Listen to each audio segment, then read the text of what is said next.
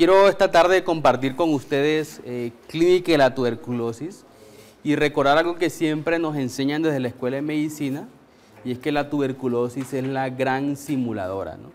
Entonces puede afectar sin número de órganos, da muchas manifestaciones. En este momento tengo hospitalizada una paciente de 53 años, femenina, tiene un antecedente, un lupus, y esta paciente está recibiendo medicación inmunosupresora para su lupus. El motivo por el cual ella consulta es por un dolor lumbar crónico, 4 meses de evolución de una lumbalgia que no cede con los analgésicos en forma total, que despierta con el dolor, sin otros antecedentes importantes. Ella se le hace varios estudios luego de 4 meses de consulta, en donde se le encuentra en una resonancia una espondilodisquitis, y entonces el médico tratante reumatólogo decide que es mejor mirarla por urgencias y hospitalizarla. Interesante es que ella tiene unos antecedentes, unos forúnculos, por lo que describe previamente, que se lo había manejado algunas veces con antibióticos, otros no, y hasta allí no tenía otros síntomas los referidos, pero la radiografía de tórax tiene un infiltrado intersticial que se demuestra en el ATAC. Se le hizo broncoscopia y todo fue negativo. Decidimos llevarle un procedimiento tanto de columna como pulmón, y hoy reportaron la histopatología compatible con infiltrado granulomatoso crónico con tuberculosis, sin ningún síntoma respiratorio. Les hago este preámbulo porque nosotros en la medicina actual, contemporánea, cada vez tenemos afortunadamente más tecnologías para el tratamiento de algunas enfermedades, más medicamentos, inmunosupresores, que a su vez pueden cambiar, aumentar la susceptibilidad de las personas a tuberculosis, pero también cambiarnos la clínica de la tuberculosis, esa a la cual veníamos siendo acostumbrados. Entonces, ya sin más preámbulos, lo que hoy vamos a hablar un poco es historia natural de la enfermedad desde el punto de vista de la fisiopatogénesis y algunos recuentos históricos, primoinfección, la fase crónica de la infección por tuberculosis, la presentación típica y atípica de la tuberculosis, cómo evitar una muerte por tuberculosis y bueno, un taller de evaluación.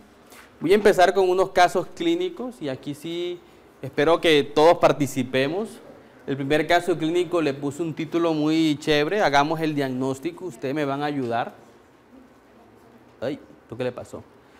Este es un paciente que vimos en el hospital universitario, tiene 32 años, masculino, vive en Buenos Aires, Cauca, raza blanca, constructor, y el paciente consulta porque se paralizó.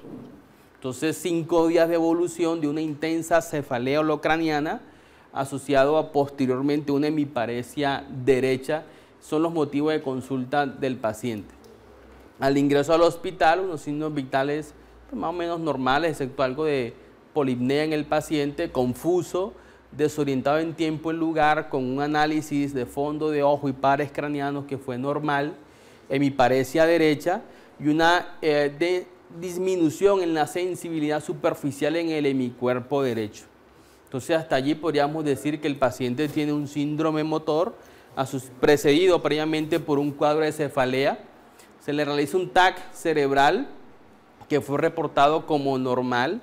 El TAC cerebral nos permite en forma rápida pues, decir si este es un evento hemorrágico, por ejemplo, con 5 días de una intensa cefalea en el paciente. Hasta allí, si esto no fuera un curso taller de tuberculosis, creo que no estuviéramos ahorita pensando en que les voy a salir con que el paciente tiene una tuberculosis. Pero esa es la historia clínica inicial del paciente, 5 días de un cuadro de cefalea con compromiso holocraniano. Como la TAC no mostró ninguna alteración, se le realiza una punción lumbar y en esa punción lumbar vamos a repasarla un poco, linfocitos 145, 3 mononucleares sin neutrófilos, proteínas 92, glucosa 47, un LDH normal en líquido cefalorraquídeo, los cultivos, la baciloscopia, la tinta china fueron negativos y teníamos un diagnóstico hasta el momento de una meningitis linfocitaria. Había una inflamación meningia demostrada por un incremento en nivel de los leucocitos a expensas de los linfocitos en el líquido cefalorraquídeo. Tenemos proteinorraquia y lo que no teníamos era el dato de la glicemia simultánea o la glucometría simultánea al momento de realizar la punción lumbar para establecer si había o no un consumo de glucosa. Si nos adelantamos un poco y les quiero preguntar y que ustedes participen, cuando tenemos una tuberculosis meningia, el hallazgo típico en el líquido cefalorraquídeo, ¿cuál es? O la triada típica que se describe en líquido cefalorraquídeo en tuberculosis. ¿Son las proteínas elevadas? Proteínas elevadas, muy bien, doctor Lozada. Exactamente, ese es como el hallazgo típico, aumento en los leucocitos, Spencer linfocitos, disminución en la glucosa en líquido cefalorraquídeo y aumento en las proteínas. En las personas que son inmunosuprimidas, pacientes con VIH, que digamos es lo más común, existen una mayor posibilidad de diseminación extrapulmonar de la tuberculosis. Y por otra parte, esa misma inmunosupresión no hace que el paciente genere toda esa respuesta inflamatoria y por lo tanto esta triada de baja en la glucosa, perdón, aumento en las proteínas y aumento en los linfocitos no siempre la vemos en los pacientes. Entonces hasta aquí tenemos un paciente que viene con cefalea, un compromiso de déficit motor, déficit sensitivo, con una tomografía normal y con una meningitis linfocitaria. Entonces, en ese momento, la pregunta que nos hacemos es si nuestro paciente, dentro de las posibilidades que pudiera tener, es factible tener una tuberculosis meningia. ¿Ustedes qué opinan? Paciente joven, previamente sano, asintomático, 5 días previo a la consulta, con este cuadro clínico de dolor intenso de cabeza y en mi pareja hay una punción lumbar anormal. ¿Si es factible en este caso tener tuberculosis? ¿No es factible o no sabemos y seguimos la exposición? ¿Qué opinamos? ¿Todos me oyen? Sí. Dale. No se duerman. ¿Ah? Muy bien, entonces falta un dato importante y esto es algo que siempre tenemos que tener en cuenta y es cuando hagamos una punción lumbar, recordar siempre tener un patrón de glicemia o glucometría para poder comparar la glucosa. Bueno, pero supongamos que el paciente sí tiene un consumo de glucosa. ¿Sí es factible considerar tuberculosis meningia en este caso? ¿Ustedes qué opinan? Entonces sí tenemos que considerar tuberculosis meningia. Hay un cuadro de inflamación, hay un cuadro epidemiológico en el paciente que viene de una zona que es Buenos Aires, Cauca, y además tiene una sintomatología de compromiso motor y sensitivo que pudiese ser explicado por una vasculitis. La tuberculosis genera fenómenos de vasculitis que a su parte en el sistema nervioso central pueden generar, la sintomatología en el paciente. Entonces, si nosotros vamos sumando y vamos tratando de armar este rompecabezas, porque sabemos que los cultivos para Mycobacterium tuberculosis se demoran 2, 3 meses aproximadamente. ¿Ustedes qué piensan en este caso en particular? La principal o las principales herramientas para sospechar el diagnóstico de tuberculosis meningia, ¿qué la constituyen? La constituye la epidemiología clínica que tiene este paciente, la constituye la clínica que tiene mi paciente, los hallazgos en la tomografía o la clínica asociada a los hallazgos del líquido cefalorraquídeo. Otra opción es que el paciente no tenga tuberculosis, sino que se deben afianzar en otros método diagnóstico, aumentar la sospecha diagnóstica. ¿Ustedes qué consideran de por qué? Yo sé que estamos en el taller de tuberculosis, pero sacándonos un poquitico, ¿qué herramientas tenemos para pensar hasta este momento que mi paciente que está en este momento con la sintomatología referida, si es un candidato a tener una tuberculosis meningia?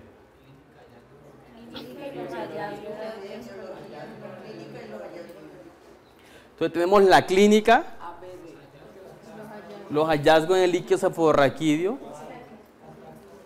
Entonces repasemos epidemiología, viene una zona endémica, la clínica,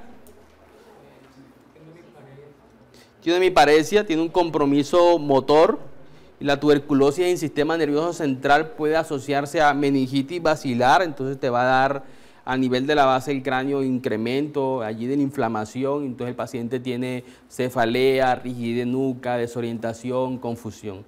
Te puede generar también tuberculomas, ¿verdad? Que son los acúmulos del bacilo tuberculosis con gránulos a nivel del sistema nervioso central, y depende de la localización tendremos la sintomatología. De hecho, estos tuberculomas en el sistema nervioso central en algunas veces se confunden con neoplasias, sobre todo con glioblastomas. Y tenemos también que la tuberculosis en el sistema nervioso central genera episodios de vasculitis. Entonces, la clínica ayuda un poco, porque la clínica en la tuberculosis es muy variada, en el sistema nervioso central es muy florida. Los hallazgos del líquido cefalorraquídeo también son importantes. Sin embargo, siempre hay que recordar de que existen diagnósticos alternativos que pueden explicar el cuadro clínico en el paciente. Entonces, ya tenemos una sospecha alta, fuerte de que mi paciente la tenga.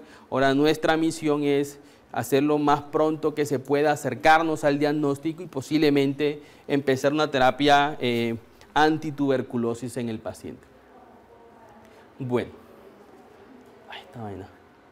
En caso de que mi paciente yo describa de que ya el diagnóstico de una tuberculosis meningia, ya luego vamos a hablar cómo se hace el diagnóstico de tuberculosis meningia.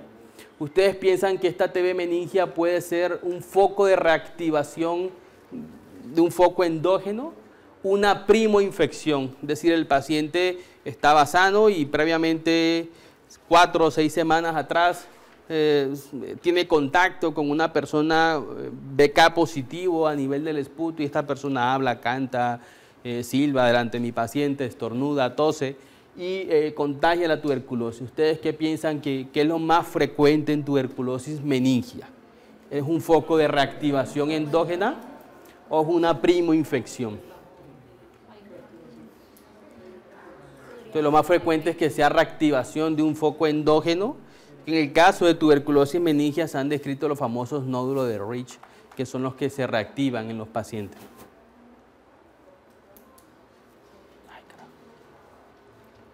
En meningitis tuberculosis, las herramientas más útiles en el diagnóstico, ¿cuáles serían? El GeneXpert, el test de ADA, que es la enzima adenosíndeaminasa, que es un producto de la activación de los linfocitos T principalmente, el cultivo, el líquido cefalorraquídeo en medio líquido, la PCR para tuberculosis o la PPD.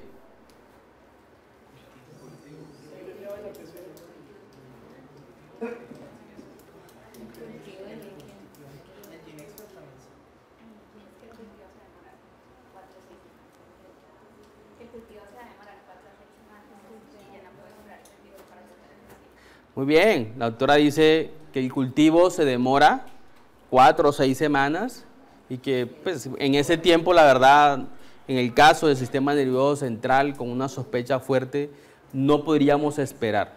Entonces, en infectología, el diagnóstico de una infección, llámese viral, parasitaria, micobacteriana, bacteriana, siempre será un diagnóstico óptico, ¿no? Tenemos que tener el microorganismo responsable y verlo crecer o ver sus formas a nivel del tejido o a nivel de las muestras que se tomen, para uno poder acercarse más y poder entonces establecer los famosos postulados de Koch, que nacieron también con la historia de la tuberculosis. Sin embargo, el cultivo de las micobacterias tiene que, lo que bien acabas de mencionar, esta micobacteria crece muy lentamente, se replica más o menos cada 36 horas, y para que desarrolle el cultivo se necesita darle chance, darle tiempo que a veces el paciente no puede esperar. Les coloqué medio líquido porque las micobacterias crecen mejor en los medios líquidos que en los medios sólidos. y esa es la razón por la cual se debería siempre realizar cultivos en medio líquido para que acortar el tiempo y más o menos en 2 a 3 semanas estos medios líquidos suelen ser positivos. También dependerá del inóculo, entre más micobacterias tenga, obviamente más rápidamente crecerán.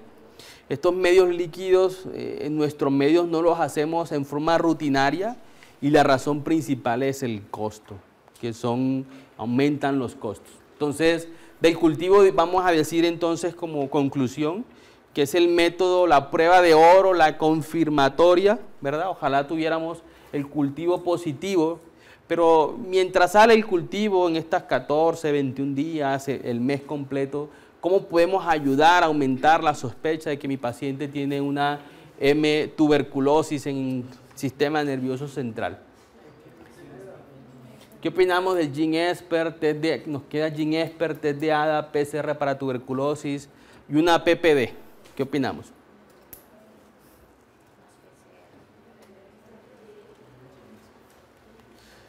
Entonces, el GeneXpert es la prueba que nos va a detectar el ADN de la micobacteria. Trae una reacción en cadena en polimerasa en tiempo real. Es una prueba que dura 2 horas y media, 3 horas aproximadamente. Y que aparte de eso nos detecta el gen RPOB que nos dice si es resistente a la rifampicina.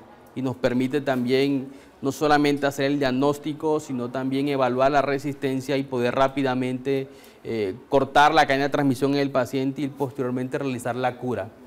Sin embargo, el GeneXpert, recuerden que es una prueba en esputo y en lavado broncoalveolar. Aún no se ha probado su utilidad o cuál es el valor en nivel del líquido cefalorraquídeo. Cada día hay más datos de que funciona, ¿verdad? Pero si sale negativa no podemos confiarnos porque todavía no está 100% aprobada para este fin. Test de ADA, ¿qué opinamos? Porque yo veo pacientes con sospecha de tuberculosis meningia, pleural, pericárdica, y me dicen, no, pero esperemos el test de ADA a ver qué hacemos. ¿Qué opinión tienen ustedes del test de ADA? ¿Lo usan? En la ficha no está el test de ADA, ¿verdad? Como criterio de tuberculosis, ¿cierto? No. Entonces, ¿sí, test de ADA está? Ah, bueno. Nada, como dijeron que no. Entonces, el test de ADA, ¿qué opinión tienen del test de ADA? Yo pienso que el test de ADA es bueno dependiendo del nivel que sales, el valor, y también dependiendo del control que uno haga. Por ejemplo, una debe ser por bacterias. Un test de ADA positivo. Y yo sospecho una TBC. Entonces, trato a los antibacterianos y tomo un nuevo test de ADA. Si le bajó, me dice que era un falso positivo, pues en el sentido práctico. Entonces, lo que el doctor Lozano está contando es que el test de ADA tiene falsos positivos. Y el principal o el más común, pensaría yo, del falso positivo en el test de ADA son las infecciones bacterianas, ¿verdad? Una meningitis bacteriana, un derrame pleural complicado por una neumonía bacteriana, te puede dar un test de ADA falsamente positivo, porque el test de ADA lo que te está refiriendo es la activación de esos linfocitos en el nivel del sitio de donde está la infección localizada, pero no querrá decir siempre que eso sea secundario a tuberculosis. Lo importante del test de ADA y el mensaje que les quiero dar es que en nuestros países, cuando hablo de nuestros países, son los países en vías de desarrollo o subdesarrollados, donde no contamos con GeneXpert, con PCR, con cultivo en líquido cefalorraquídeo. El test de ADA es un método diagnóstico que te ayuda si tu sospecha clínica, si el PPD es positivo, si tiene hallazgos radiológicos el paciente, si la epidemiología es positiva y si no tienes otra causa que explique la elevación del test de ADA. Entonces, el líquido cefalorraquídeo, para que el test de ADA sea positivo, necesita un corte mayor de 10. Yo sé que el laboratorio te dice que el test de ADA es positivo cuando es por encima de 5, pero entre 5 y 10 en el líquido cefalorraquídeo puedes tener esos falsos positivos, lo cual hace que la prueba sea poco específica. Y el principal falso positivo en pacientes con VIH del test de ADA es la infección por criptococo. ¿Vieron? Bueno, entonces el test de ADA, el cultivo, La PCR para tuberculosis tiene gran valor para en el diagnóstico, y la PPD, que lo que nos va a referir es si hubo o no contacto previo, pero no te va a hablar de una infección aguda, ¿no? Entonces, en este orden de idea, para un diagnóstico rápido, el mejor de estos métodos sería la PCR para tuberculosis, no el GeneXpert. Bueno, si el paciente tiene una meningitis por tuberculosis, ¿verdad? Y ese es el diagnóstico, entonces viene la pregunta, y ya dijimos que la mayoría son por reactivación endógena. Si le aislamos por vía aérea, sí, no, no sé. Ya aquí dijeron que no, se les adelantaron. ¿Todos estamos de acuerdo que no? ¿Seguro que no? ¿Qué porcentaje se acompaña de TBC meningia con TBC pulmonar? Muy bien, eso quiere decir el porcentaje de pacientes con infección tuberculosa extrapulmonar y manifestaciones o clínicas o radiológicas pulmonares es alrededor del 20 al 30%. Eso quiere decir que cuando uno tiene un paciente con una tuberculosis hepática, meningia, ganglionar, peritoneal, uno siempre se devuelve a la fisiopatogénesis, a la historia de la tuberculosis y comienza a indagar los síntomas respiratorios en el paciente.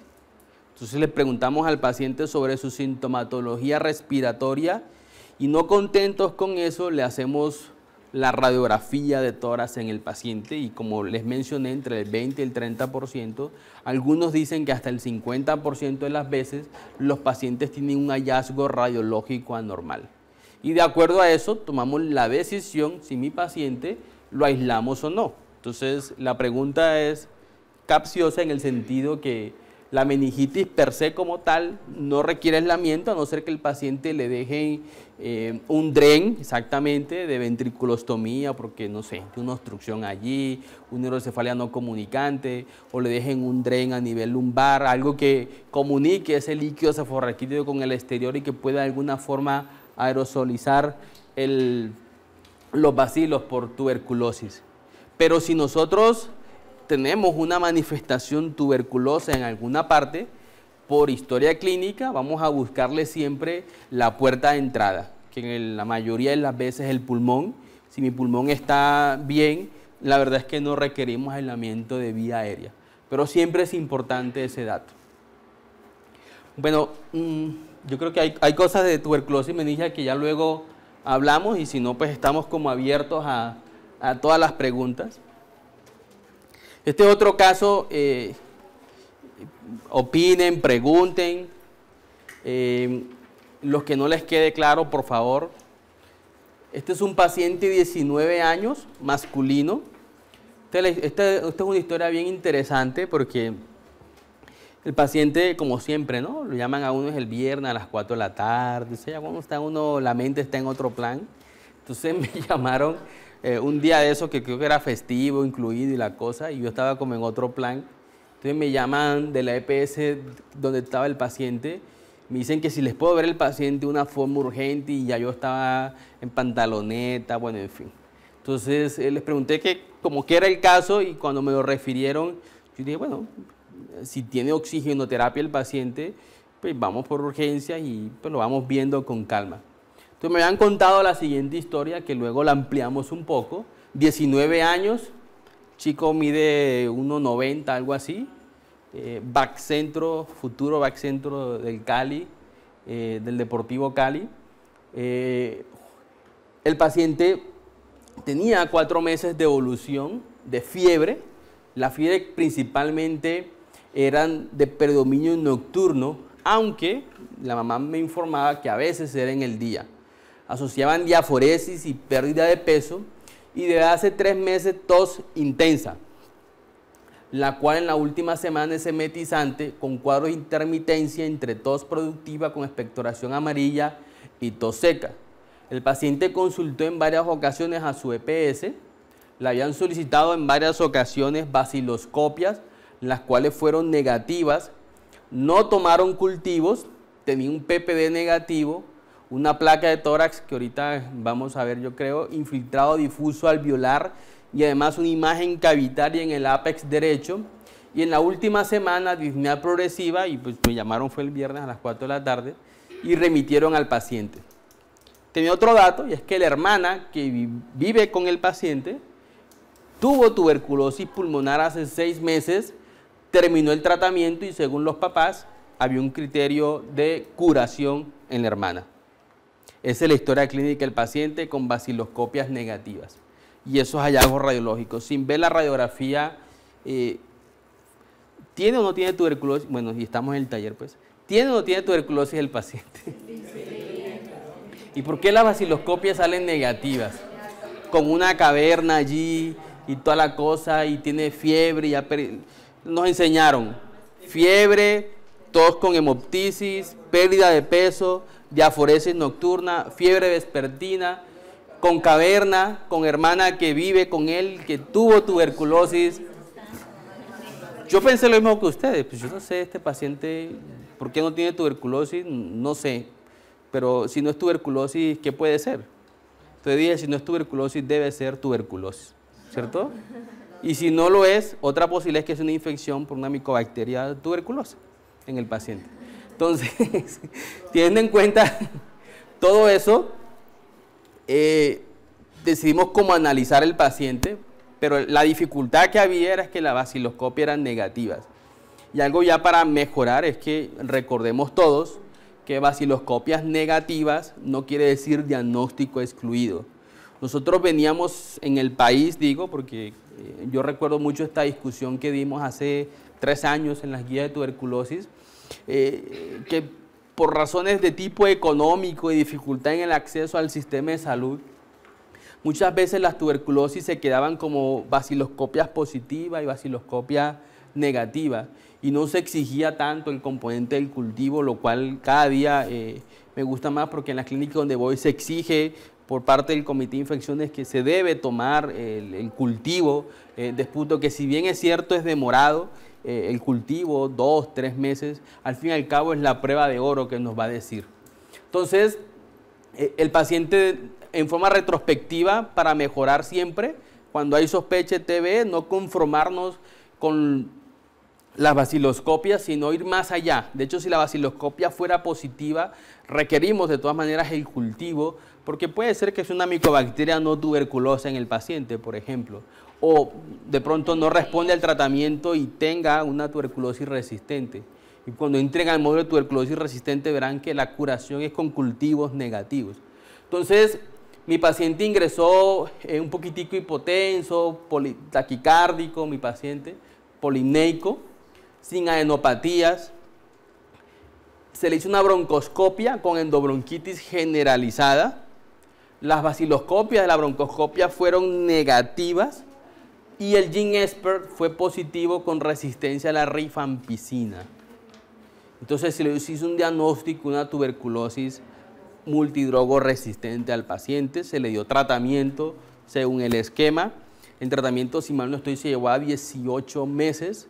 El paciente curó. Los cultivos, les quiero decir que se tomaron en la broncoscopia, fueron negativos. Previamente el paciente aparentemente no había recibido quinolonas.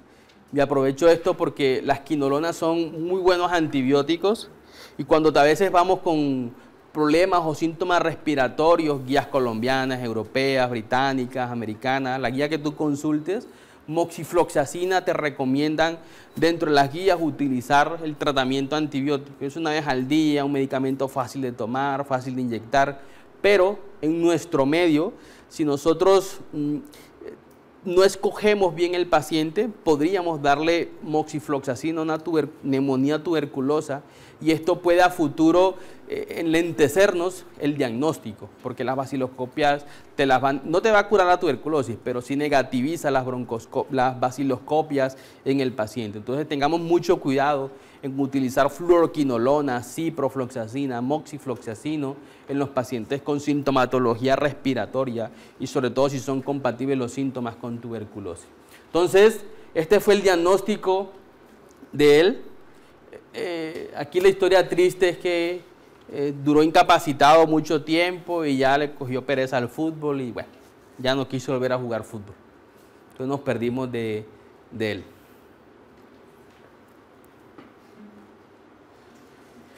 Bueno, teniendo en cuenta que tuberculosis fue el diagnóstico final, pero si no era tuberculosis, ¿qué puede haber sido? O sea, mencionemos por lo menos 3 cosas de que pueden explicarte también la fiebre, el compromiso pulmonar y vaciloscopias negativas, por ejemplo. Entonces, un VIH, importante porque el VIH como tal sí te puede dar alteraciones a nivel pulmonar, bronquiectasias, te altera la inmunidad pulmonar, pero el VIH más lo que te hace es que te inmunosuprime al paciente y que otras condiciones oportunistas como histoplasmosis, criptococosis, micobacterias no tuberculosas pueden darte un cuadro clínico parecido, a veces con algún tipo de diferencia o con compromiso en otros órganos, pero el VIH principalmente lo que te hace per se no te da los síntomas del paciente, pero sí te facilita una infección oportunista.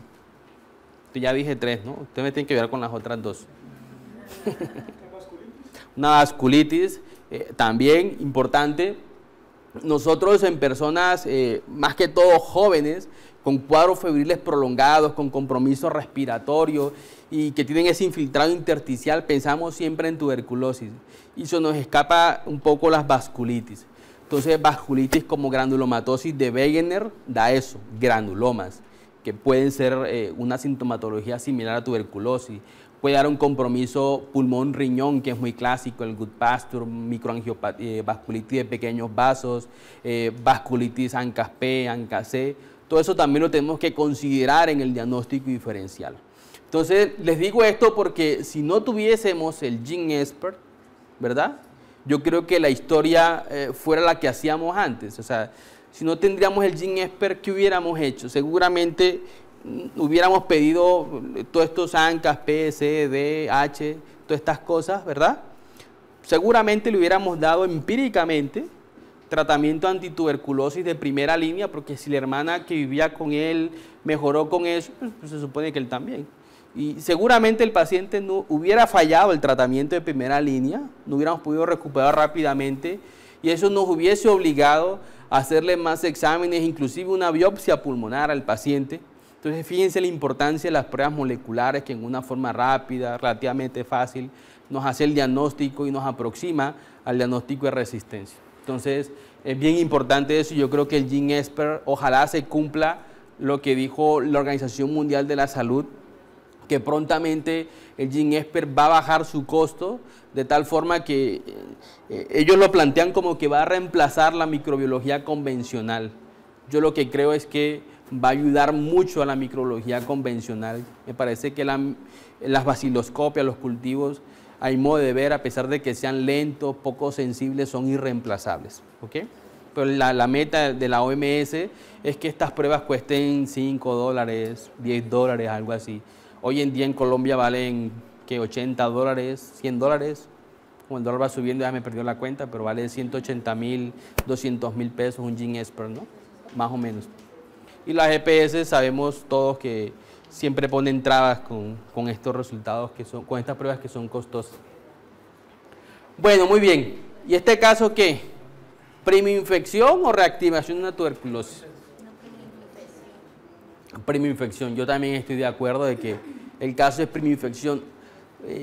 Siempre que iba a la consulta preguntaba por la hermana y la hermana estaba bien, ya sin síntomas de recaída, que asistía a sus controles médicos y le decían que estaba súper bien. Bueno, entonces, ¿qué debemos hacer? Y esto sí, opinemos. Cuando todo indica que es tuberculosis, pero el bacilo ni por ahí se ve, ¿qué debemos hacer?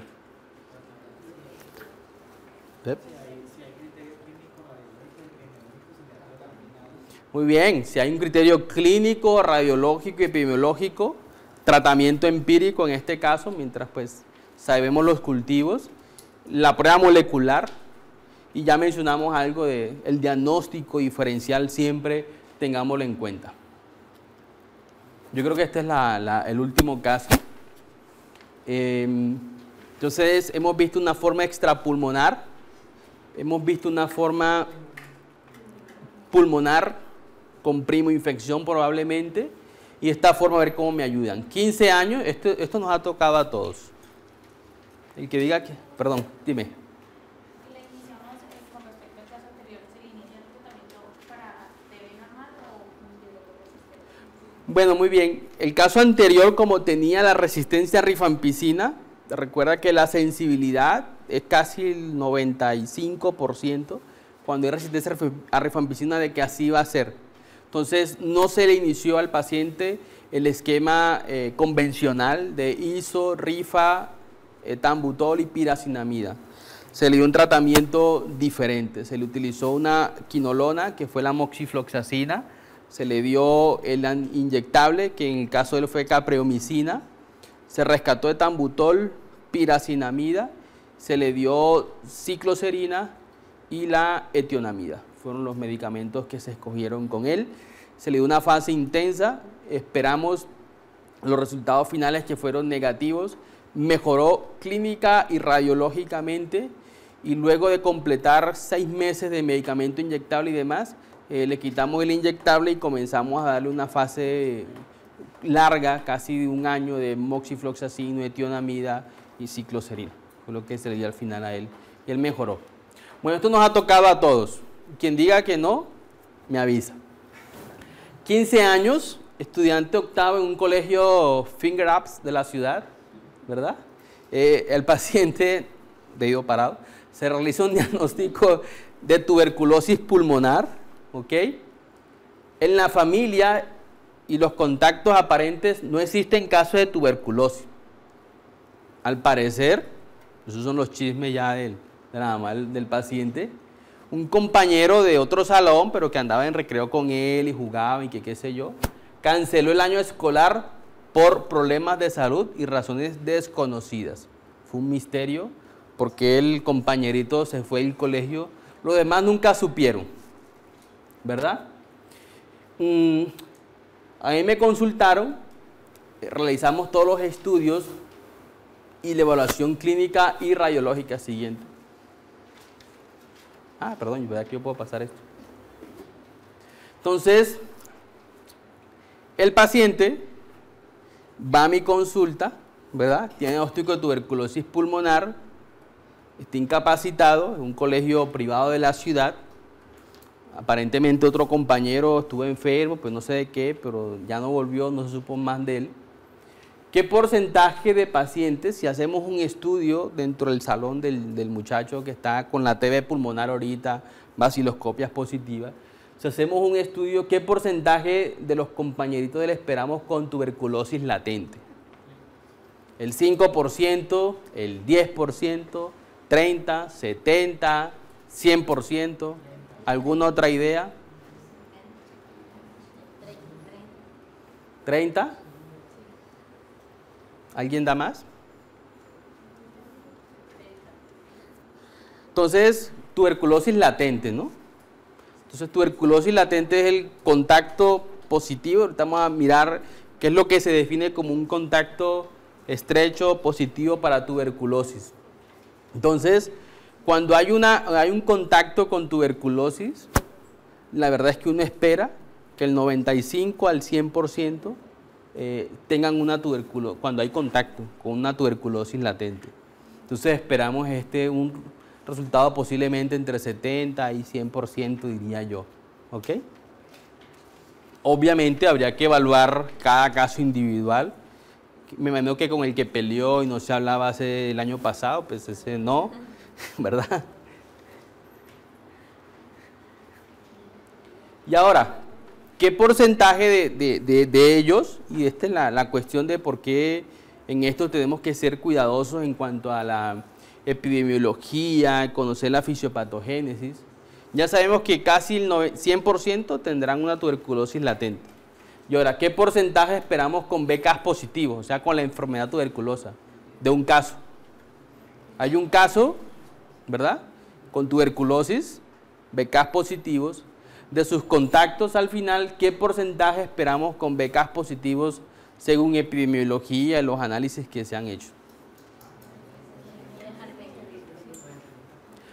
10 al 20%, ya llegaron los refrigerios, 30 al 40%, 60 al 70%, o del 0 al 5%. Se estima que más o menos el 30 al 40% tendrán esto, ¿no? ¿Por qué no todos se contagian? O sea, ¿por qué si hay uno que es BK positivo y 100% TB latente, por qué no todos se contagian? Algunos tenían un contacto más estrecho que otros. Algunos eran más inmunodeficientes que otros. Estaban vacunados con la BCG. Tenían antecedentes de tuberculosis y eso les generaba inmunidad. Yo creo que todas las anteriores, no sé. Entonces, ¿de qué depende una infección tuberculosa? Repasemos. ¿Dependerá? Entonces, cuando hay infección hay una triada que, ¿cómo es que es la cosa? Huésped, medio ambiente y patógeno, ¿no? Entonces, teniendo en cuenta esa triada, ese triángulo, ¿de qué depende de que existe una infección por tuberculosis? Depende, si hablamos del huésped, ¿de qué depende del huésped? Estado inmunológico. ¿La vacuna sirve para algo? Meningias y miliares. O sea, para pulmonar no. Si tuvo tuberculosis alguien, ¿le vuelve a dar? Sí. Ah, bueno, muy bien, eso no genera inmunidad. Y lo otro es el medio ambiente. Sin contar de que algunas cepas de tuberculosis son más hipervirulentas que otras, como la cepa Beijing, que se replica más y todo esto, ¿no?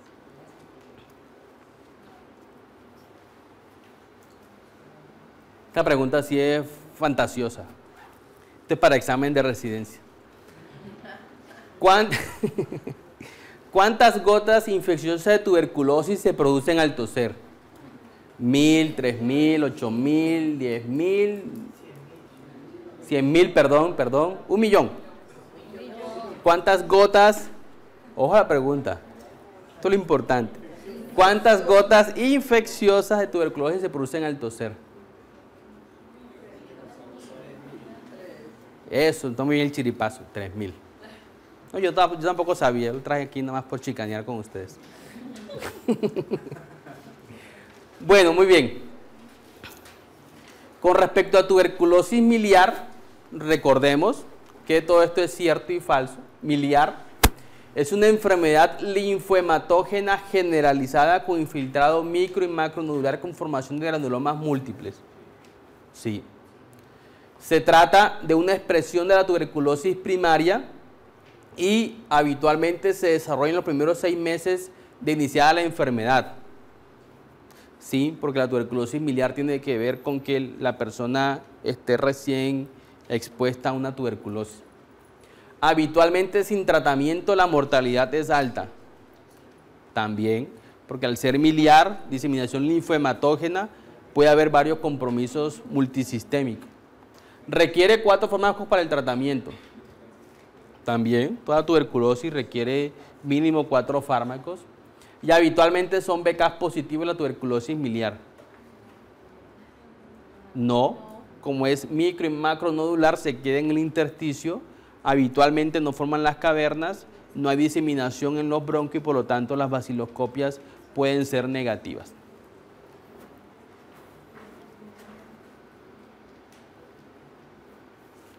Bueno, ahora con el cuento del ébola y todo esto. Los pacientes con tuberculosis no pueden viajar en avión. Bueno, supongamos que estamos en el aeropuerto tal, y nos preguntan que una persona con tuberculosis no puede viajar en avión dado que aumenta el riesgo de contagio. ¿Cierto, falso? Ni idea. Falso. Sí, el paciente tiene tuberculosis. El paciente tiene tuberculosis, vive en Bogotá, le hacemos el diagnóstico en Cali, le decimos, bueno, pues ya, salida, con todo el tratamiento en la casa. ¿Puede viajar en avión? ¿Sí o no? ¿Qué opinan? ¿Sí pueden viajar en avión? ¿Seguro? ¿Y nos sentamos al lado de él? ¿O en la cola del avión?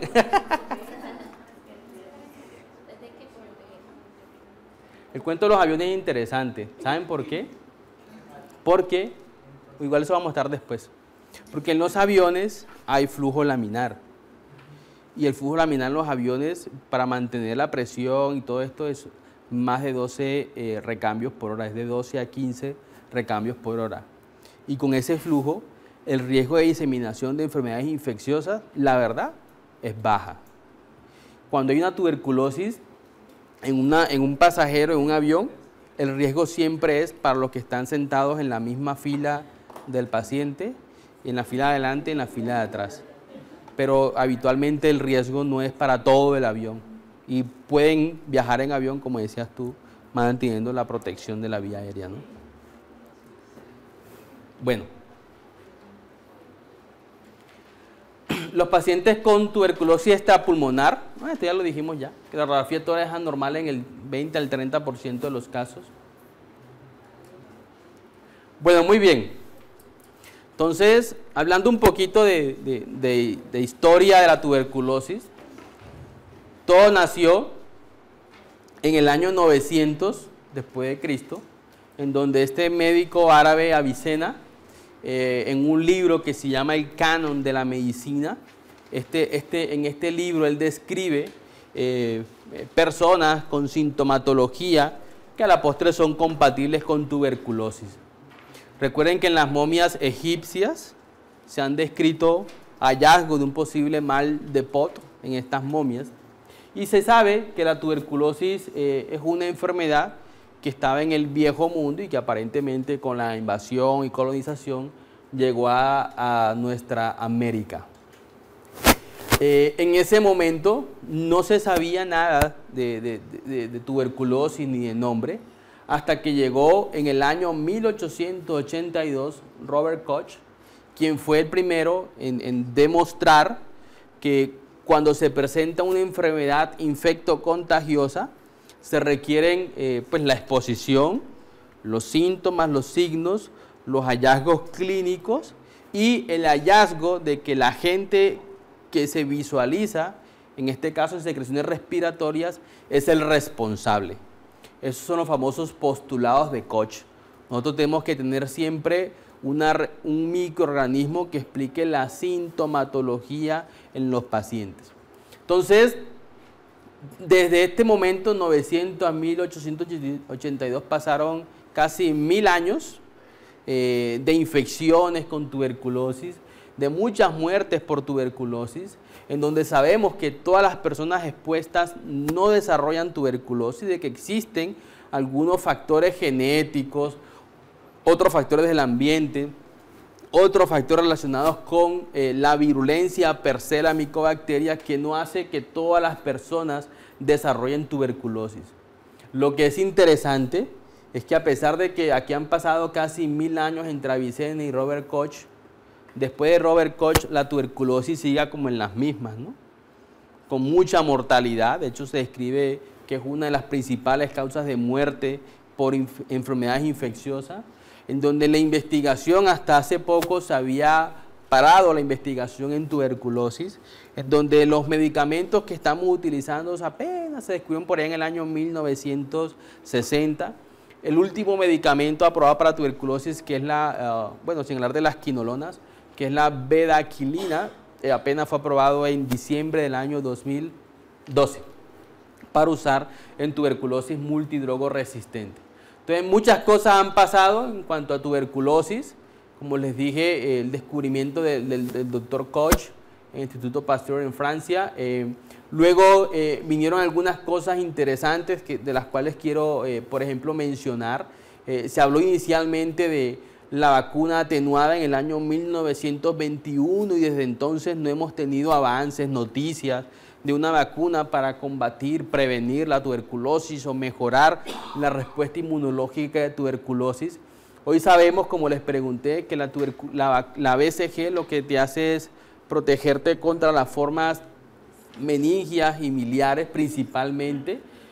Sabemos además que desde el año 1943 se descubrió el primer medicamento, que en este caso fue streptomicina, para el tratamiento de la tuberculosis y que hoy en día La streptomicina ya salió de los programas de atención en salud para pacientes con tuberculosis, por lo menos en nuestro país, porque había una gran resistencia en nuestro medio a la streptomicina.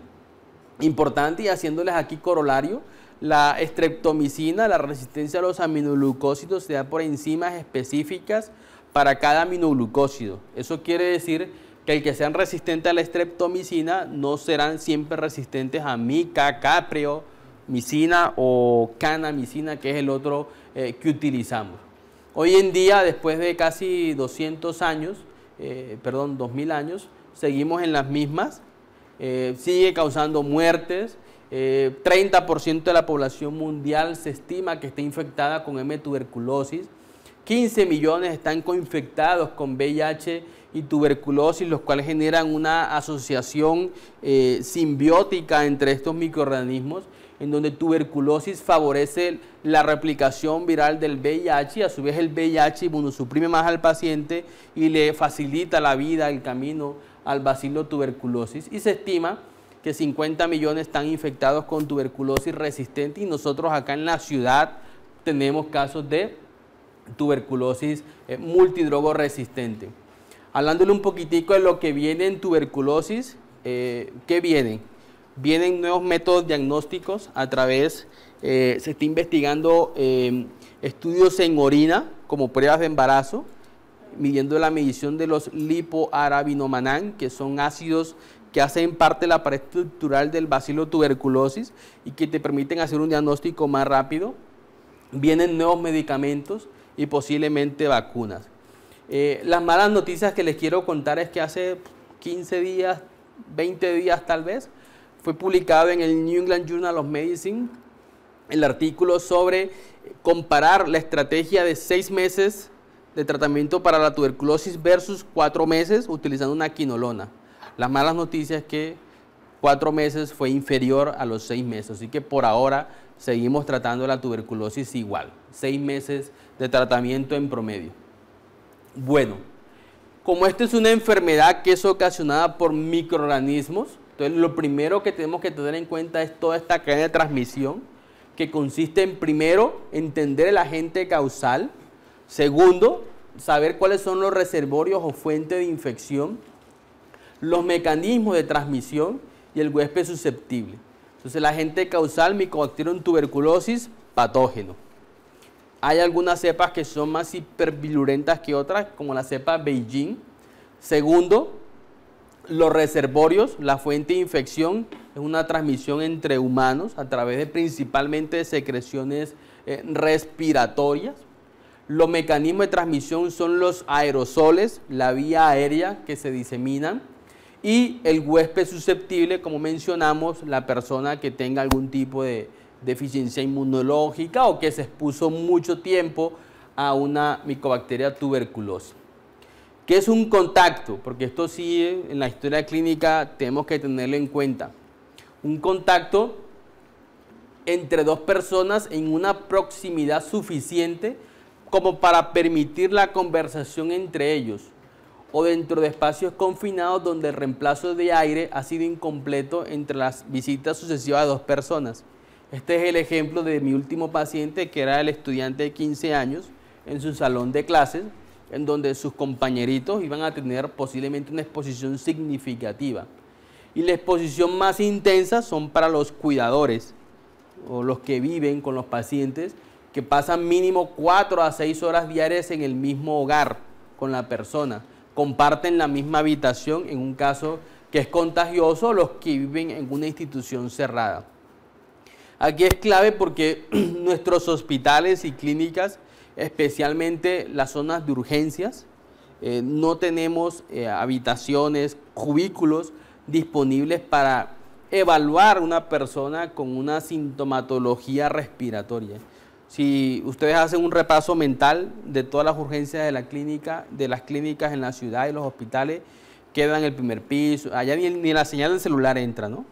Entonces, en un rincón exactamente, muy poco flujo aéreo. Cuando un paciente tiene un síntoma respiratorio se vuelve uno en calzas aprietas de dónde puede valorar el paciente y cómo uno estimula la seguridad del paciente, de los compañeros de trabajo y de los otros pacientes que están allí. Todo esto se descubrió cuando la influenza H1N1 se dio todo el boom, pero nosotros con tuberculosis veníamos desde tiempo atrás y muchas veces descuidamos esta parte y no tenemos consultorios médicos, zonas de urgencia, donde se puede realizar una higiene de vía aérea en los pacientes, evitando el contacto significativo con el personal de la salud. Algunos factores exógenos que favorecen el riesgo de desarrollar tuberculosis tenemos la producción de gotitas infecciosas, el grado de exposición, que es el contacto, el tiempo, entre más tiempo tengamos contacto con la persona, mayor riesgo de tuberculosis, la renovación del aire y la mayor posibilidad de infección por tuberculosa dependerá de más gotas infecciosas en contacto y de la duración de la exposición en un individuo que sea susceptible. Algunos factores endógenos que facilitan el riesgo de desarrollar tuberculosis tenemos en algunos casos la resistencia natural a la infección y en otros casos el sexo, por ejemplo, es más frecuente en femenino, la raza, las variaciones individuales pueden condicionar una mayor posibilidad de transmisión de tuberculosis. Entonces, en todo esto tenemos que resumir un poco lo que describen los epidemiólogos con respecto a la tuberculosis basado en la patogénesis. Hay unos factores de riesgo, hay una exposición a la tuberculosis, a un paciente con infección por tuberculosa. Los factores de riesgo no se modifican, comienza a presentar una infección subclínica, que en este caso puede inclusive ser una tuberculosis latente.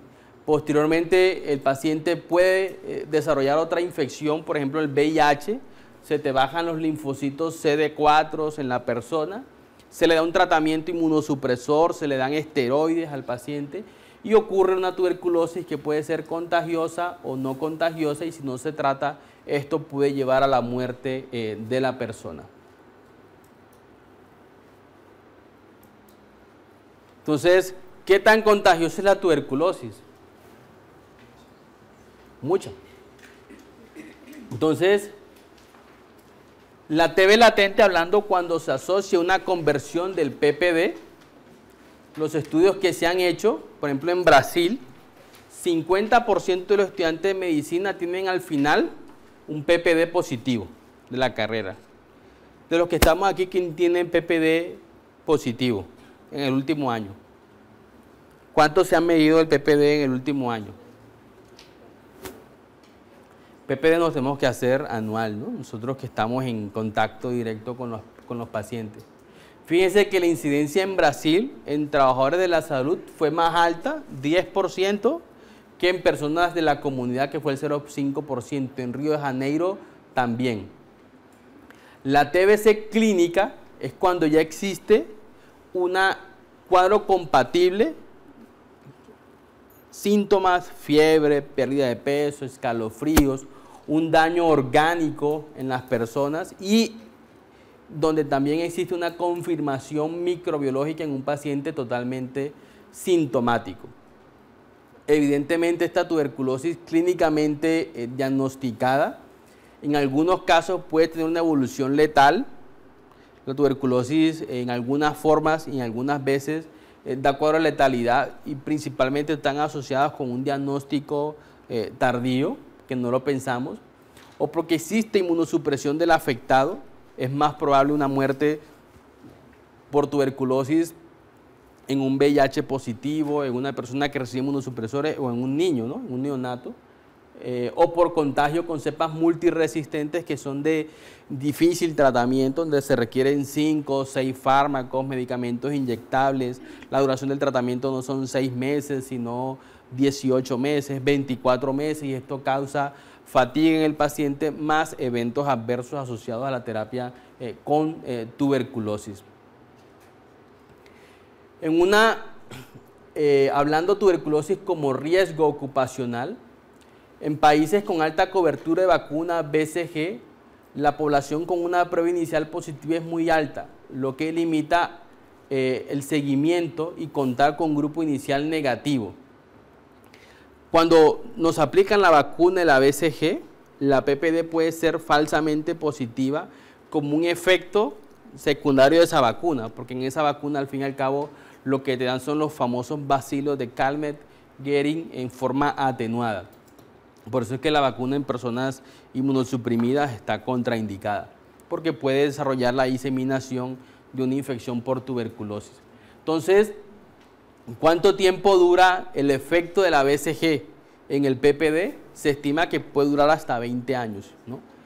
El que un PPD sea positivo y que sea explicado por la vacunación de la BCG. Entonces, como les decía, nosotros como trabajadores de la salud tenemos más riesgo que la población general. En Brasil, 10% de prevalencia. En Chile, 6 veces mayor el riesgo de tuberculosis que en la población general. Y en Turquía, 5 veces mayor riesgo.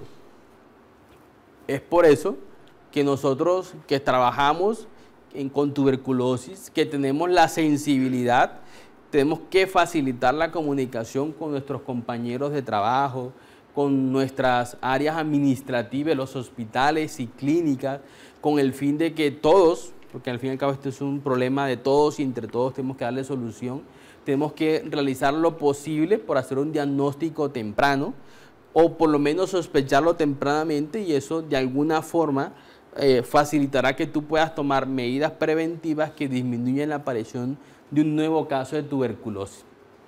Entonces, en países en vía de desarrollo se han descrito más de un clon circulante de Mycobacterium tuberculosis. Entonces, se les miran a la tuberculosis la huella dactilar, que en este caso se llama los clúster o los spongylotyping, donde nos van a decir que existen varias cepas circulantes en un mismo país. Por ejemplo, en Bogotá hay 96-74% de patrones diferentes en Bogotá en el año 2008. En México hay 48 espoligotipos y en Ciudad del Capo hay 26 familias, cada una con una expresión patológica muy diferente entre ellos. Allí hay una historia muy interesante de un pueblo en Sudáfrica, en el área rural, en donde en ese pueblo había mucha incidencia de VIH y de tuberculosis. Los pacientes infectados con VIH y tuberculosis, la mayoría de las veces tenían una tuberculosis multidrogo resistente y la adquirieron durante la hospitalización por alguna causa que el paciente fue por su VIH. La mortalidad de ese brote fue 98%. Entonces, para que lo tengamos en cuenta. Prevención de tuberculosis. La prevención inicia desde un diagnóstico oportuno, desde un tratamiento adecuado, de la forma como comenzamos a estimular la protección de la vía aérea, los aislamientos del paciente, aislamientos con cuarto de presión negativa que ofrezcan 6 a 12 cambios por hora. Sin embargo, estos cuartos de presión negativa no los tenemos en la mayoría de nuestros sitios de trabajo, y la razón fundamental son los costos, es muy costoso, el mantenimiento, y porque además de eso, como somos un área con una prevalencia alta, necesitamos, la verdad, muchas salas para poder aislar los pacientes. Entonces, el riesgo de tuberculosis en un avión es de 1 en 1000. El flujo laminar con recambios por hora y de 15 recambios por hora, y la Organización Mundial de la Salud recomienda que en vuelos mayores de 8 horas la persona con tuberculosis sensible debe tener 2 baciloscopias negativas para poder montarse en el avión. Y si es resistente, 2 cultivos negativos para poder montarse en el avión. Y como les dije, el riesgo a lo de la misma fila, la fila de adelante y la fila de atrás.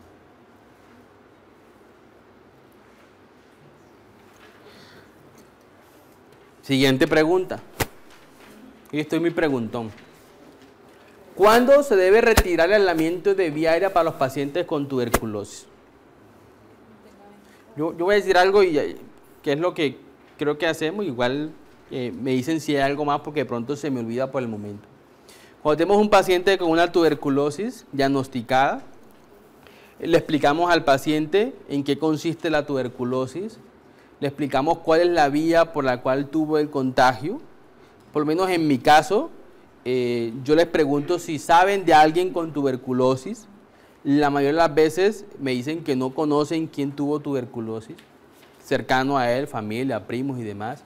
Pero la persona siempre se queda con esa inquietud de dónde fue, cómo fue, por qué a mí, por qué yo. Entonces les trato de explicar de que el contacto tuvo que haber sido con alguien posiblemente cercano, que ni siquiera sabe que tiene tuberculosis posiblemente, y que la verdad pudo haber sido en cualquier momento de su vida el contacto con la tuberculosis. Le damos el tratamiento, le hacemos unas pruebas hepáticas previas al tratamiento, le explicamos en qué consiste el tratamiento y por qué la necesidad de dar el tratamiento de lunes a sábado todos los días, cuando se lo digan allá durante la primera fase. Les tomamos obviamente los cultivos y particularmente los incapacito a los pacientes por un mes mínimo. Les doy recomendaciones de evitar contacto con niños menores de 4 años, con personas inmunosuprimidas, con mujeres embarazadas y que cuando salgan de su casa y demás anden con una mascarilla de alta eficiencia. Pues más o menos eso es lo que yo hago. Entonces, la pregunta es, ¿cuándo nosotros debemos retirar el aislamiento de vía aérea para los pacientes con tuberculosis? Bien sea cuando están hospitalizados o cuando están las personas en forma ambulatoria. Ustedes cuando ya le retiran el aislamiento y cuando le dicen, no, ya tranquilo, quítate esa máscara, anda a trabajar. Entonces cuando los BKs están negativos. Muy bien. ¿Usted me estaba diciendo algo, perdón?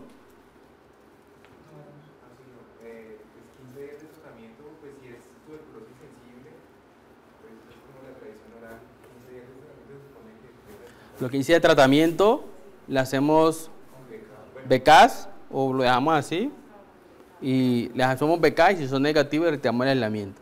¿Qué más? ¿Qué más hacemos cuando le quitamos el aislamiento de vía aérea? En las clínicas esto es, doctor, vea, cuando le quitamos el aislamiento porque necesitamos la cama ya, que el paciente salga por otra cama, qué sé yo. ¿Ah? ¿Cuándo le quitamos el aislamiento? ¿Y esto qué le pasó, hombre? Bueno, muy bien. La tradición dice que después de 2 semanas de tratamiento para una tuberculosis sensible, la mayoría de las veces las baciloscopias son negativas y que el paciente ya con baciloscopia negativa disminuye el riesgo de contagio, ¿verdad? Eso es lo que dice la tradición, ¿cierto? Y eso es lo que hacemos. Me incluyo allí. Eso es ¿verdad? Eso es lo que hacemos. Y eso es lo que dicen, y si los BK son negativos, le quitamos el aislamiento de vía aérea y pasamos al paciente a otra sala. Particularmente yo no estoy en la idea de que compartan habitaciones mientras estén hospitalizados. Y le retiramos el aislamiento, pero de alguna forma se bajan como las medidas de protección, sobre todo las de vía aérea, ¿no? Eso es básicamente lo que hacemos. Entonces, la pregunta que vamos a hacer ahorita es, las baciloscopias en esputo tienen una sensibilidad que es del 60%. O sea, usted hace un BK 2 y 3, eso es 60%. Y si hace 1000, es 60% la sensibilidad de baciloscopia. ¿Ok? Nosotros sabemos que hay tuberculosis BK negativos, ¿cierto? Y que esas tuberculosis BK negativos, que son paucibacilares, causa específico, los pacientes con VIH, pueden y tienen riesgo de transmitir la infección menos que los otros pacientes, porque como les mencioné al principio, dependerá de las partículas infecciosas que el paciente tose, bueno, en fin, ¿verdad? Que son 3000, dijimos que por cada tos. Entonces, les voy a dejar esta inquietud porque esto es bien interesante. Este trabajo se hizo en Perú, se publicó en el año 2010, participó la Escuela de Salud de Londres y también participó la fundación del Johns Hopkins y Bill Gates, ¿no? Con toda su plata y no sé qué. Entonces, La idea era establecer los pacientes con tuberculosis en un programa DOT con terapia estandarizada, qué tanto tiempo duraban infecciosos los pacientes, y la infecciosidad se daba por los cultivos positivos, no por los BKs. Cuando un paciente los BKs son positivos, sí es infeccioso, pero el BK es negativo y el cultivo es positivo, es contagioso el paciente, hasta ver hasta cuándo los pacientes tenían los cultivos negativos. Entonces le hacían todas las semanas a los pacientes BK y cultivos para BK. Todas las semanas le hacían. Y ellos observaron que en promedio los pacientes tardaban 37 días en convertir el cultivo, en que el cultivo de positivo se pasara a negativo. Y además el 10% tenían cultivos positivos a los 60 días aproximadamente.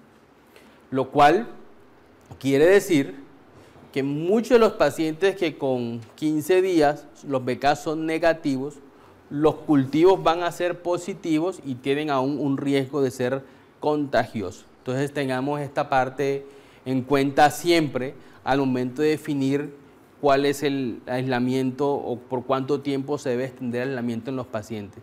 Esto lleva a un gran debate, aún no se ha decidido si esto va a cambiar nuestra política actual de retirar el aislamiento de vía aérea después de 15 días en los pacientes. Pero para que lo tengamos en cuenta esta información. Bueno, estando hospitalizados, los pacientes siempre se deben aislar en cuartos con presión negativa. La respuesta es sí, pero son muy costosos. Entonces, se han hecho varios estudios también en donde se sabe que en los hospitales que tienen un gran flujo aéreo, por ejemplo en el Hospital Universitario del Valle, por la zona donde está, en el 5º, 6º, 7º piso, donde entra más viento, donde hay más recambio con ventanas abiertas, puede haber más de 12 cambios por hora y esto disminuye la contagiosidad. ¿Qué quiere decir esto? Que nosotros podríamos de alguna forma hacer una analogía con estos trabajos y los pacientes con presión negativa podría uno discutir si es un requisito sine qua non, pero para poder discutir eso necesita saber estas variables, ¿no?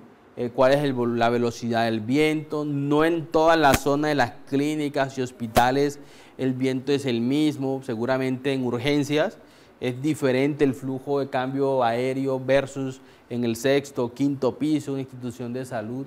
En algunas zonas de la ciudad, me imagino que en las zonas que están más hacia la ladera habrá más viento que en las zonas que están más hacia el centro en la ciudad y por lo tanto no podríamos decir de que esto va a ser para todas las instituciones de salud.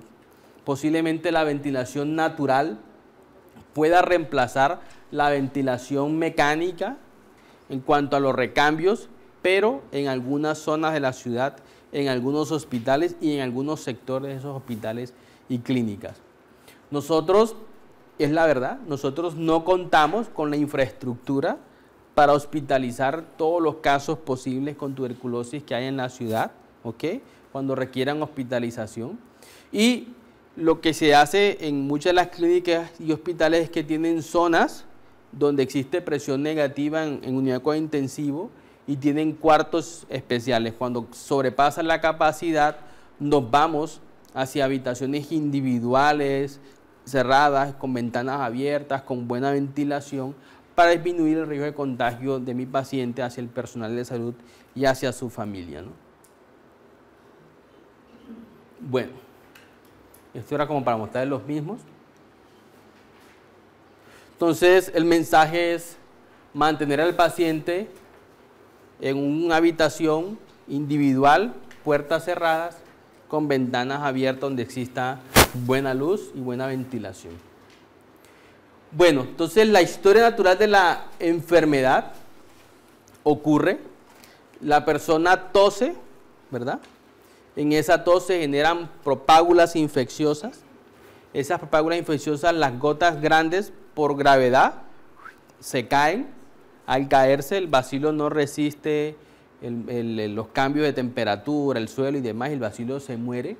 Las otras gotas pequeñas, acuérdense que son 3.000 que salen por cada tos, más o menos. Las otras gotas pequeñas, menores a 5 micras, quedan suspendidas en el aire. Esas, con la acción de la luz solar y de la temperatura del ambiente, se resecan y queda como en un globito el bacilo de la tuberculosis. Y ese globito es el que posteriormente, cuando estamos en contacto con la persona, nosotros inhalamos y nos contagiamos con la infección. Ese bacilo tuberculoso debe sobrepasar toda la barrera natural del epitelio respiratorio, las cilias, debe pasar al bronquio, al alveolo pulmonar. Y en el alveolo pulmonar llega este señor que se llama macrófago, lo ve, lo fagocita. El bacilo de la tuberculosis le gusta que sea fagocitado porque al fin y al cabo es un microorganismo intracelular.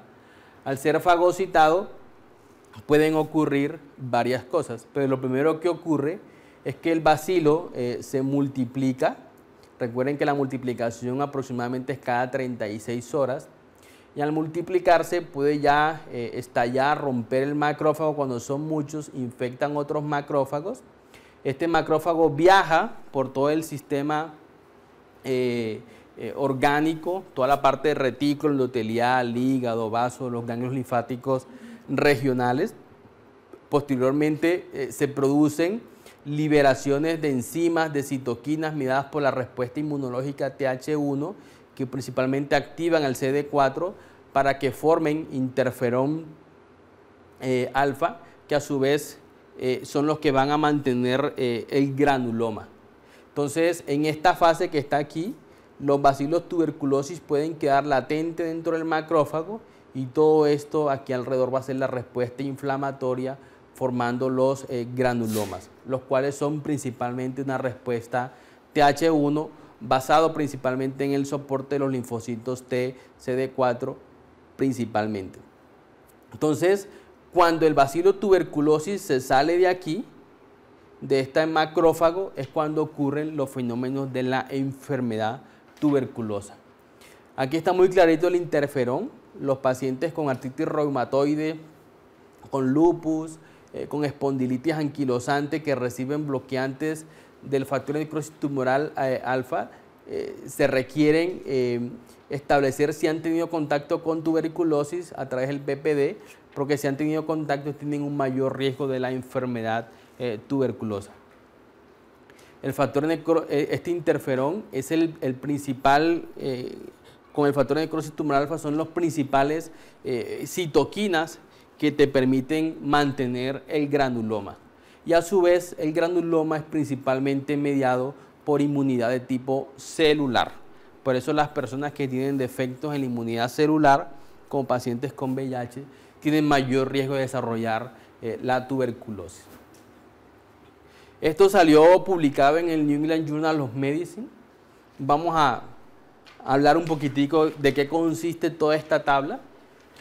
Entonces, tenemos una persona que no ha estado expuesta previamente a la tuberculosis. ¿Listo? O sea, este es un escandinavo. Entonces llega aquí a la feria de Cali, ¿verdad? Se expone al bacilo tuberculosis y ocurre la infección por Mycobacterium tuberculosis. El 95% van a tener una infección latente por tuberculosis que se representan con un PPD positivo, principalmente, ¿verdad?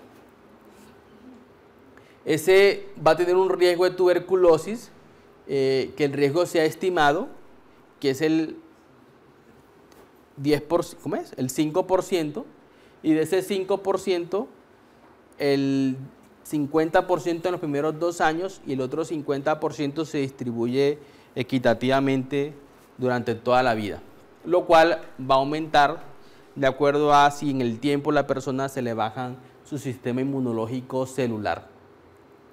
Bueno, otro porcentaje que es el 5%, después de un contacto con una persona con tuberculosis, una infección tuberculosa, va a desarrollar tuberculosis activa.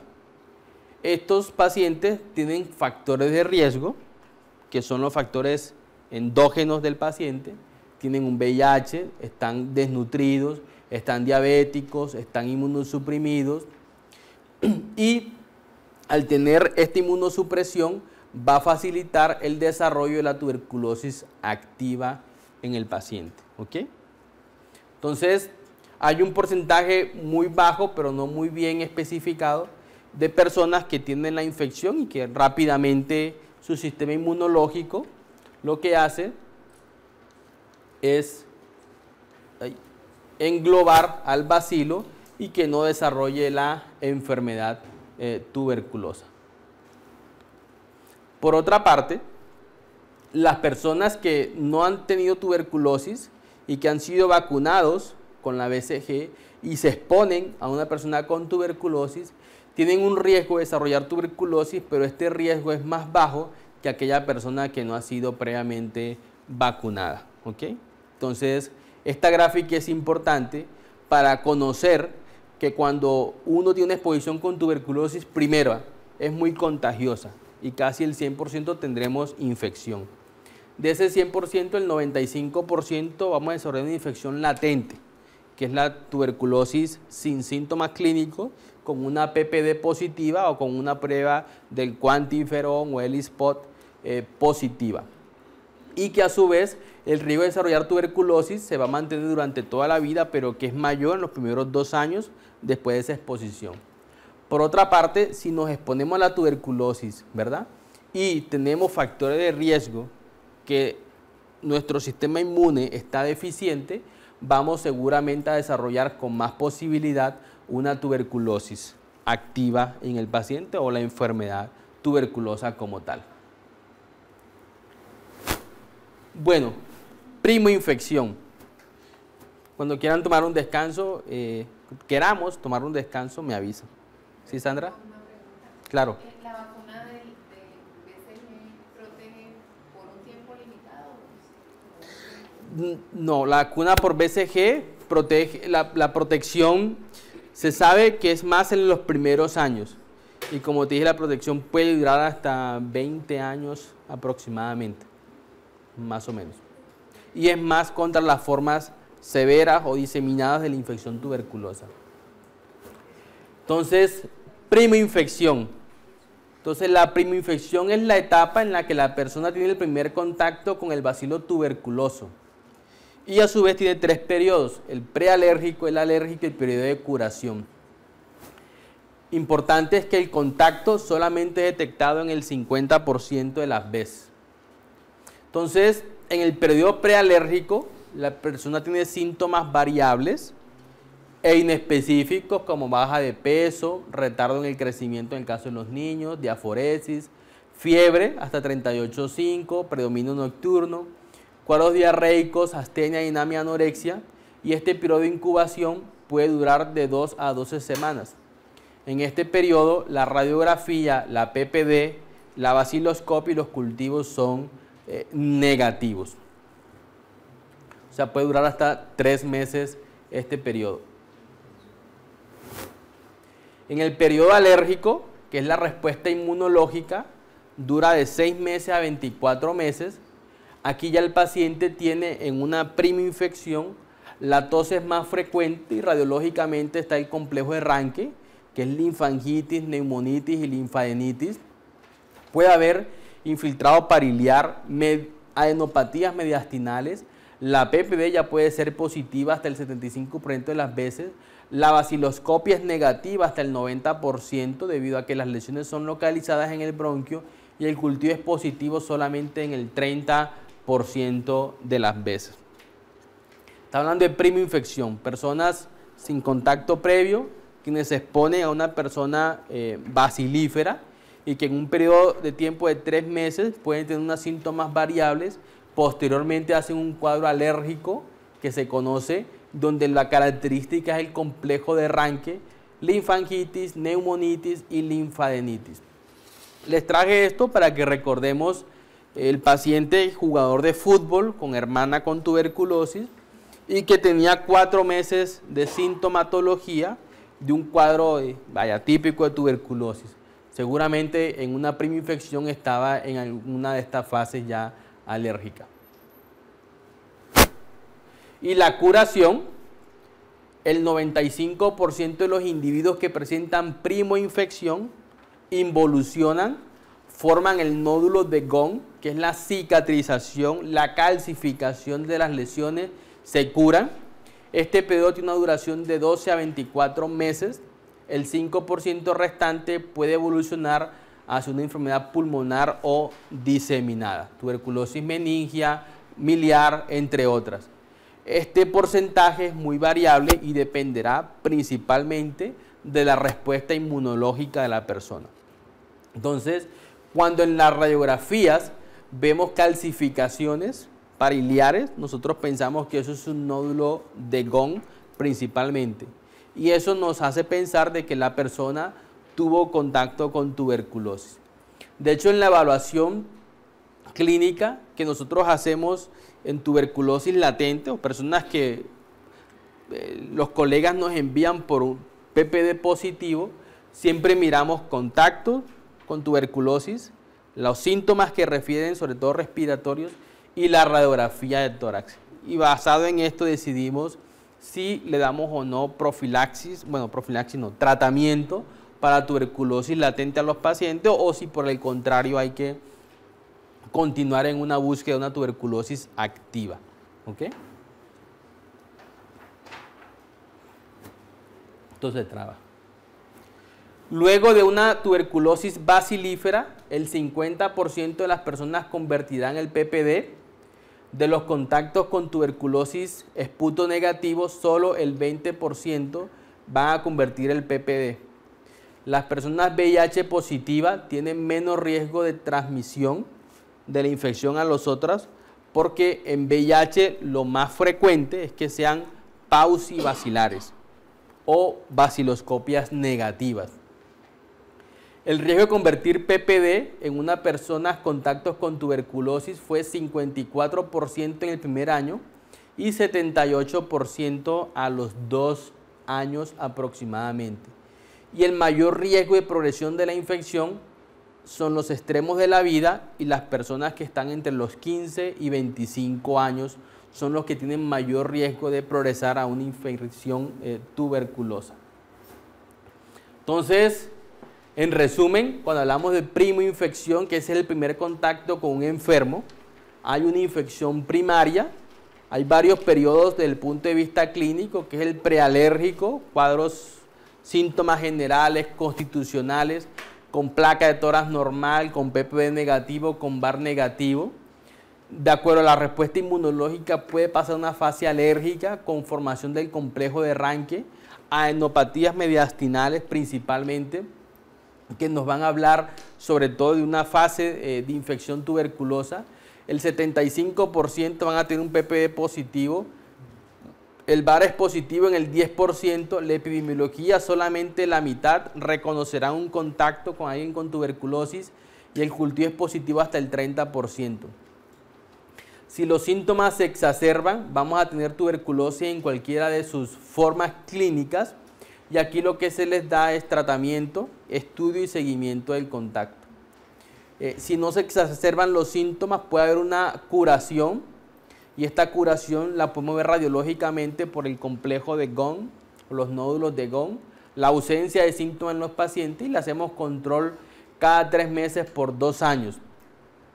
Luego puede haber una reactivación de la tuberculosis latente, personas que se exponen a inmunosupresión, les da un VIH, diabéticos, le dan un trasplante de órgano, etc.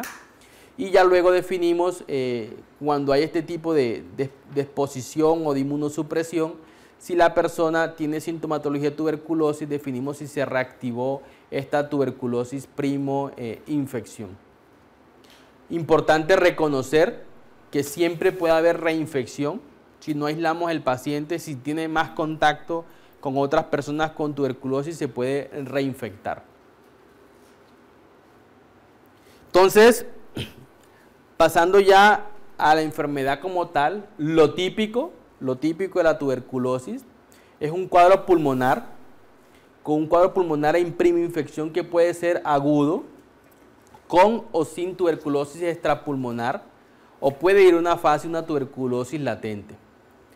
El progreso de la infección es limitado por la inducción de una respuesta adaptativa mediada principalmente por respuesta inmune celular dependiente de linfocitos T y que siempre requiere de algún factor endógeno, que sería en este caso la inmunosupresión, o algún factor exógeno, que podría ser, por ejemplo, el uso de gastrectomías en algunos pacientes que les quitan la barrera del pH ácido gástrico, o el mayor contacto, el contacto más frecuente con personas bacilíferas positivas, lo cual va a alterar los mecanismos de defensa, favorecerán la multiplicación de los bacilos y va a aparecer la enfermedad.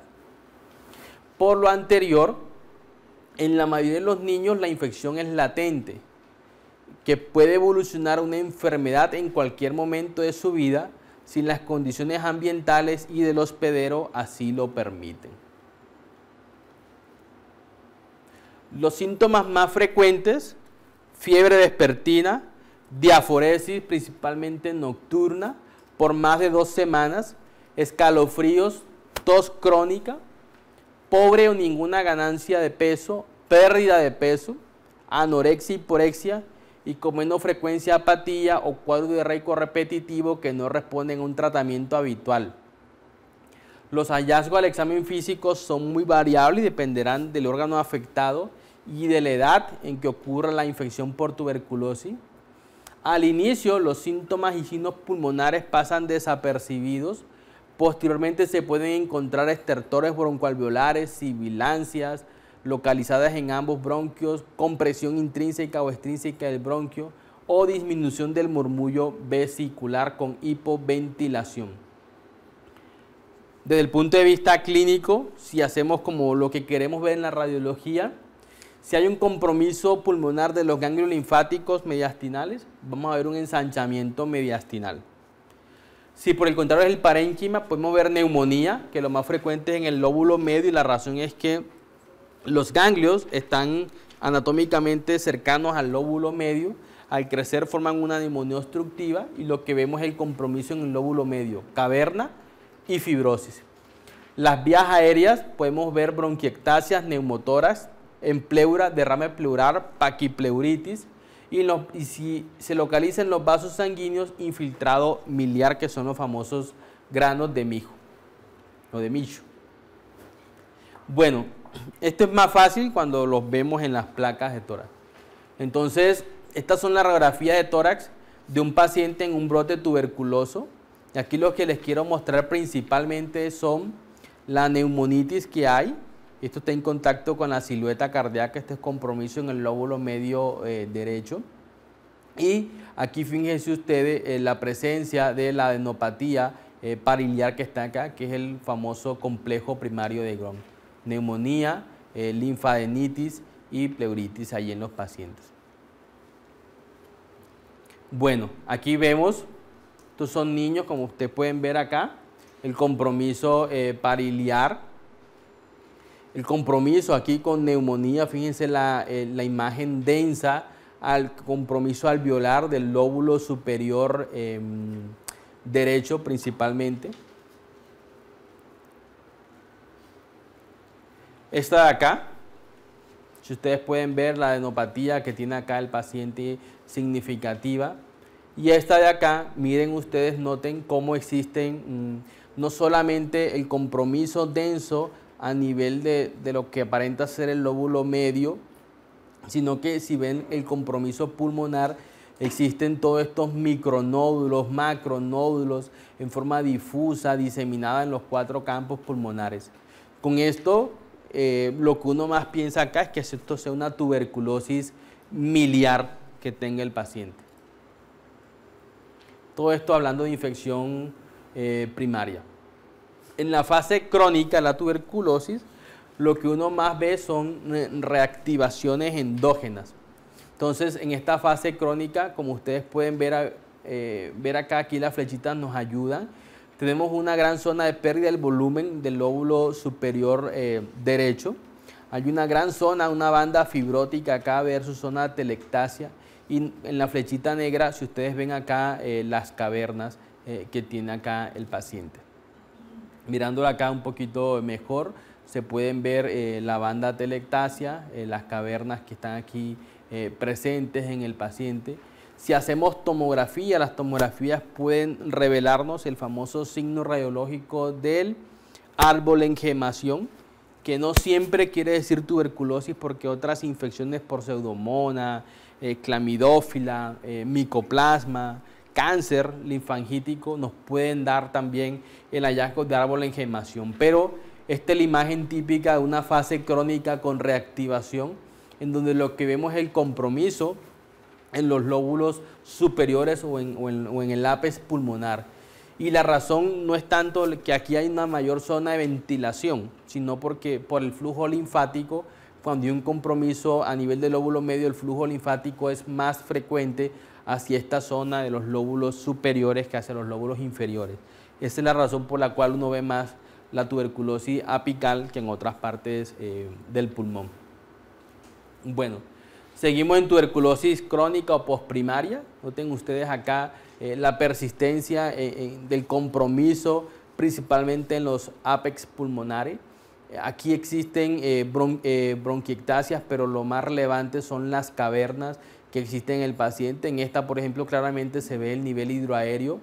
Noten ustedes la fase crónica en el paciente, donde existe una desviación de la tráquea hacia la derecha con gran retracción del hilio. De hecho, los hilios no se ven casi, están como hacia arriba, traccionados, indicando procesos de fibrosis pulmonar. Y aquí una zona muy crónica, muy tardía del diagnóstico de la infección, donde hay una pérdida de la arquitectura pulmonar, hablando de muchas zonas de nódulos, macronódulos, múltiples cavernas en el paciente. De hecho, en esta imagen de acá, pareciera que estuviese también como un ensanchamiento aquí de la columna vertebral. Uno ve esta formación de los husos sobre la columna cuando hay un compromiso de la columna vertebral o el mal de Pot, donde se forman los abscesos fríos por tuberculosis. Bueno, cavernas son paredes muy delgadas. Mencionan que la pared de la caverna no debe medir más de 2 milímetros para que el diagnóstico sea más compatible con tuberculosis. En este caso se presenta a nivel del lóbulo medio en esta imagen magnificada. Bueno, esta imagen que está aquí, este es un TAC de alta resolución. La radiografía de tórax es muy buena, es el método convencional, pero muchas veces cuando estamos hablando de diagnóstico diferencial en los pacientes o cuando los pacientes son inmunosuprimidos y la situación clínica no nos es muy clara y las vaciloscopias son negativas, acudimos a un TAC de tórax. Cuando los pacientes van a ser sometidos a cirugía, el cirujano de tórax casi siempre pide el TAC de tórax como evaluación prequirúrgica.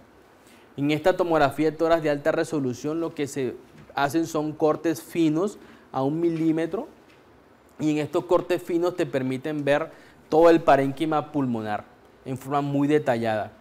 Aquí lo que ustedes pueden ver son el compromiso extenso pulmonar. Noten ustedes cómo ha perdido la arquitectura del pulmón. Hay unas zonas casi que como de panal de abeja.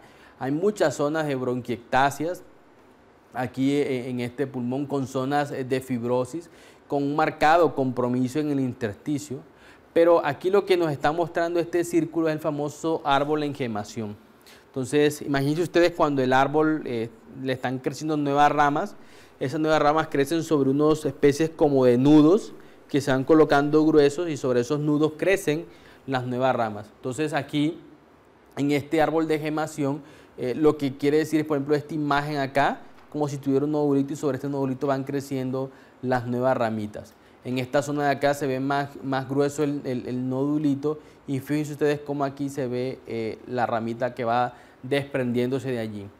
Ese es un signo radiológico que nos ayuda mucho, pero no es patognomónico. Ojo, la radiología sugiere dentro de los diagnósticos, pero la radiología no nos hace el diagnóstico.